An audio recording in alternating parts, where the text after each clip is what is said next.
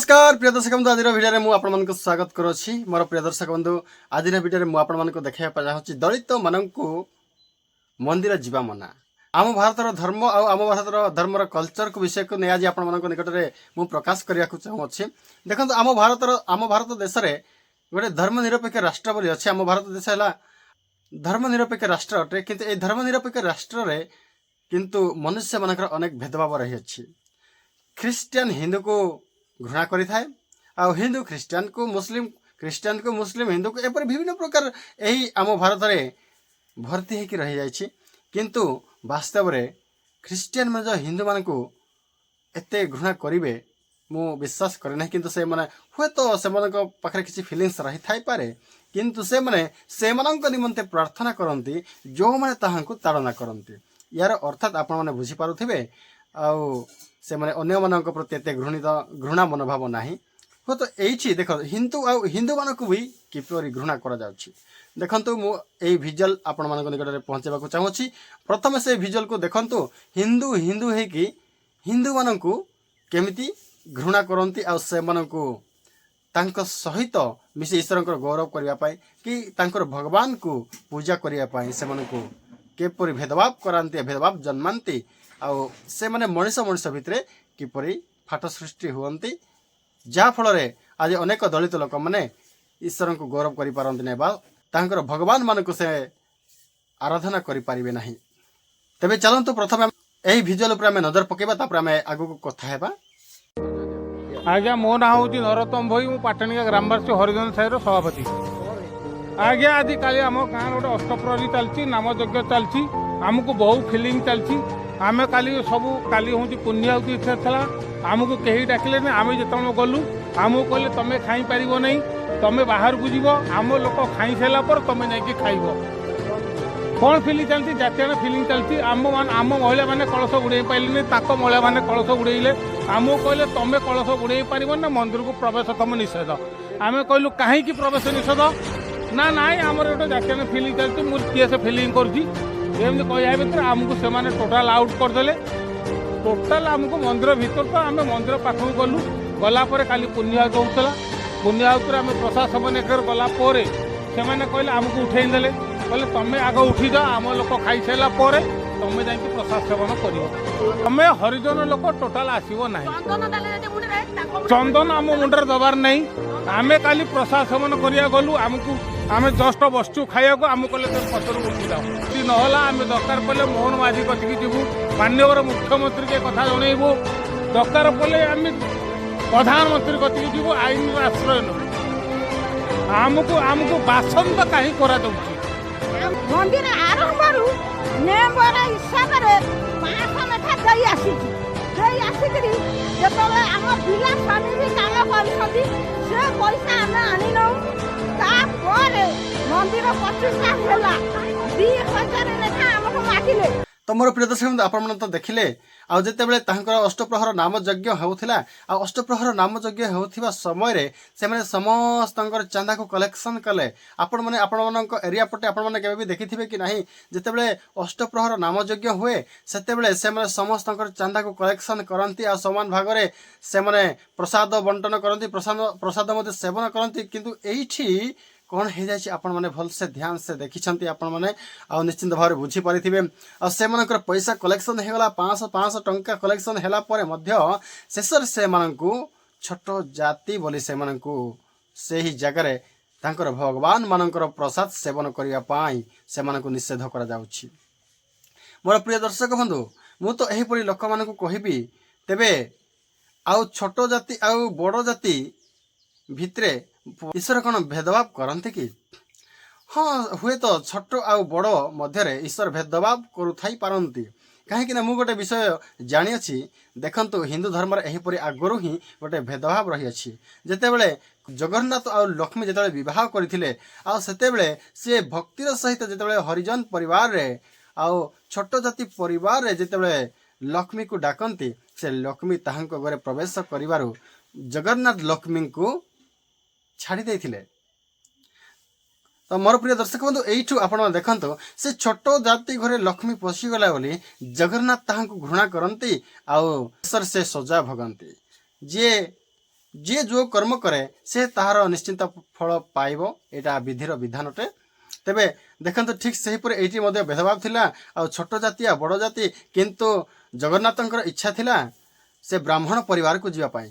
ସେଥିପାଇଁ ବ୍ରାହ୍ମଣ ଆମେ ଉଚ୍ଚ ପରିବାର ଉଚ୍ଚ ଜାତିର ବୋଲି ସେମାନେ ଗର୍ବ ମନେ କରନ୍ତି। ଆଉ ଆଦିବାସୀ ହରିଜନ ଦଳିତ ଲୋକମାନଙ୍କୁ ସେମାନଙ୍କ ପାଖକୁ ମଧ୍ୟ ଯିବା ପାଇଁ ଦିଅନ୍ତି ନାହିଁ। ସେମାନେ ଯଦି ଛୁଇଁଲେ ସେମାନେ ମାରା ହେଇଯାଆନ୍ତି, ଆଉ ସେମାନେ ଗାଧେଇ ପକାନ୍ତି। ଆଉ ସେମାନେ କେମିତି ବା ମନ୍ଦିରକୁ ସେମାନଙ୍କୁ ପ୍ରବେଶ କରାଇବେ? ମୋର ପ୍ରିୟ ଦର୍ଶକ ବନ୍ଧୁ, ମୁଁ ଆଜି ଏହି ଟପିକରେ ଆପଣମାନଙ୍କୁ ଗୋଟେ ବିଷୟ କହିବା ପାଇଁ ଚାହୁଁଅଛି।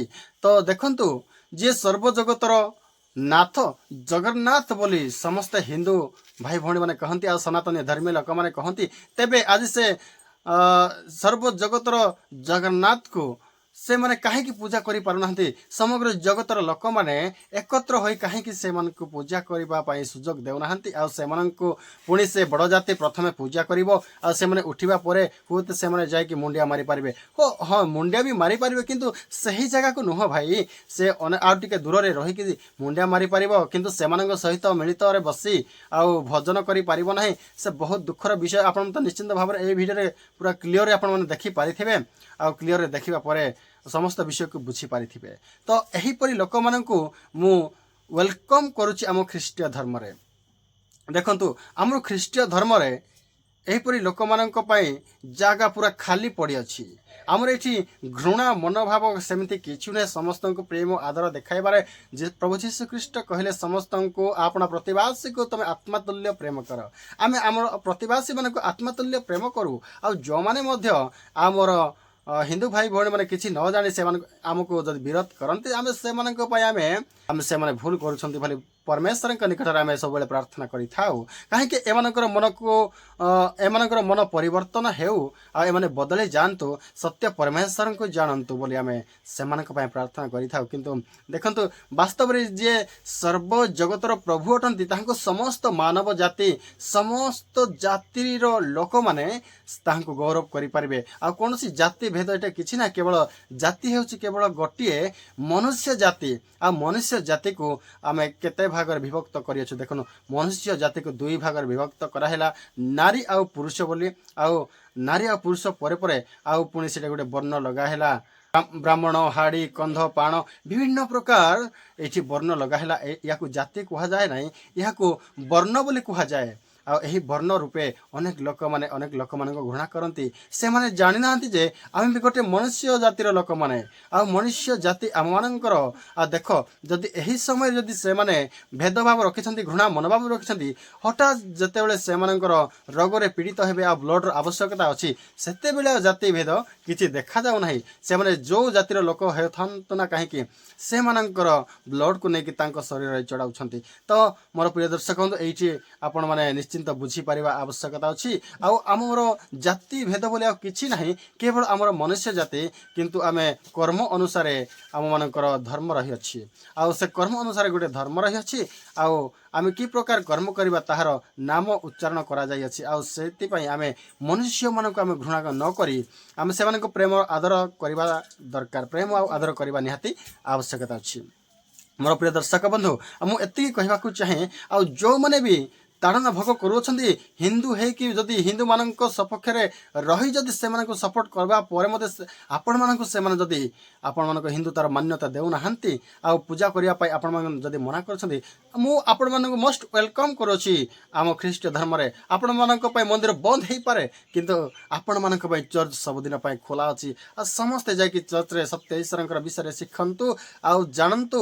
ଆପଣମାନେ ଜାଣିପାରିବେ, ସେଠି ଗଲେ ଆଉ ସେଠି ପଢ଼ିଲେ ସମସ୍ତ ବିଷୟକୁ ଜାଣିପାରିବେ।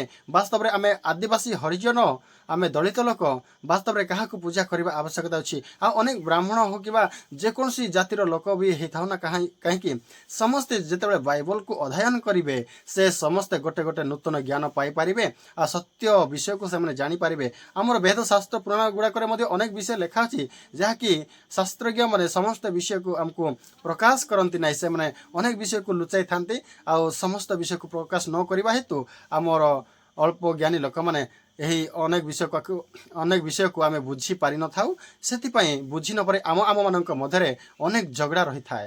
ମୋର ପ୍ରିୟ ଦର୍ଶକ ବନ୍ଧୁ, आपण मन जदि सत्य को जानिया पाई चाहती तेबे थरे तो मात्र बाइबल को आपण अध्ययन करके देखंतु पढ़ंतु आ खाली पढ़िले बुझी पारिबे नहीं तार अनेक गुप्त रहस्य रही अछि आ पवित्र आत्मा जहां पाखे कार्य न करे से समस्त विषय को बुझी पारे नहीं से बुझिया पाई हेले जे भी ए धर्मशास्त्र को प्रचार करुछंती ताहांको ठाରୁ टिके बुझिया पाई आपण चेष्टा करंतु जने ग्रेजुएट पिला भी हेथाउ ना काहे की आ बीए बीडी भी करिथाउ ना काहे की आ बाइबल पढ़िबा एते सहज नुहे जेहेतु ठीक सेहीपरि जो आम वेदशास्त्र गुड़ाक पढ़ी था आ वेदशास्त्र भी आम साधारण लोक मैंने पढ़ा पर आम बुझी न था से समस्त विषय को जानापी हेले आपण बाइबल को अध्ययन करूँ जदि केबे आपण मानकर ज्ञान अभाव थाए तेबे जो ईश्वर दर्शन धरी मुक्त हस्तर समस्त दान करती ताहांक छामुरे आपण माने प्रार्थना करंतु से आपण मानक ज्ञान देवे मोर प्रिय दर्शक बंधु विशेष करी मु जो बापा माँ मैंने एबे ताड़ना भोग कर से मोस्ट वेलकम करुँची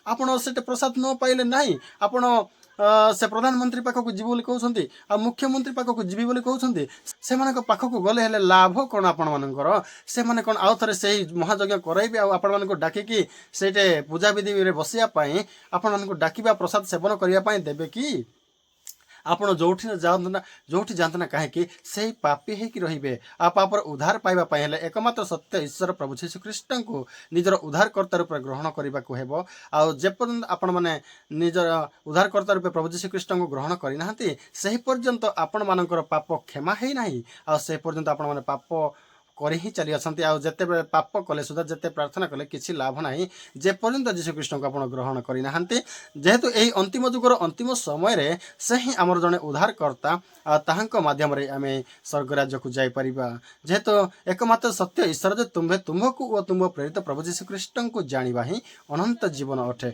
मोर प्रिय दर्शक बंधु निश्चिंत भाव में आपण मैंने बुझीपारि निश्चिंत भाव में आपण मैंने समस्त विषय को जानी थे जदि इच्छा करती तेबे मो सहित कंटाक्ट करूँ कि अनेक पालक मैंने अच्छा से सहित कंटाक्ट कर समस्त विषय को बुझापी चेष्टा करूँ आज रही पुणी देखा आगामी भिडियो समस्त मोर नमस्कार।